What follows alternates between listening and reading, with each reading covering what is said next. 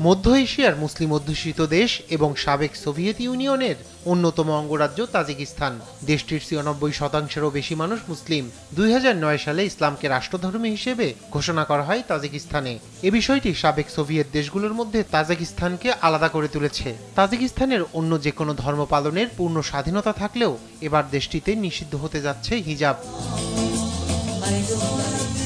স্থানীয় সময় বৃহস্পতিবার দেশটির পার্লামেন্টের উচ্চকক্ষ মজলিস-ই মিলিতে পার্লামেন্ট সদস্যদের ভোটে এ সংক্রান্ত একটি বিল পাশ হয়। বিলটি পাশের পর মিলির প্রেস সেন্টার থেকে দেওয়া এক বিবৃতিতে বলা হয়েছে, হিজাব পরিধানের সংস্কৃতি মধ্যপ্রাচ্য থেকে আমদানি হয়েছে। এটি তাজিকিস্তানের নিজস্ব সংস্কৃতি নয়। তাছাড়া এই পোশাকটির সঙ্গে কট্টরপন্থারও সম্পর্ক রয়েছে বলে জানানো হয়।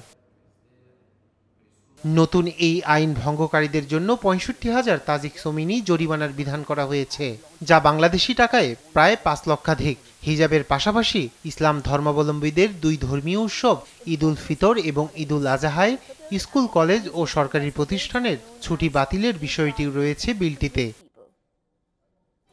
২০০৭ সাল থেকে ইসলামী ও পশ্চিমা পোশাকের বিরুদ্ধে প্রচার অভিযান শুরু করে তাজিকিস্তান। সেই বছর তাজিক শিক্ষা মন্ত্রণালয় শিক্ষার্থীদের জন্য নিষিদ্ধ করে ইসলামী পোশাক এবং পশ্চিমা ধাঁচের মিনি স্কার্ট। তাজিকিস্তানের সংস্কৃতি, ঐতিহ্য ও পোশাকরীতিকে বাঁচিয়ে রাখতেই এ পদক্ষেপ নেওয়া হয় বলে জানায় তাজিক সরকার।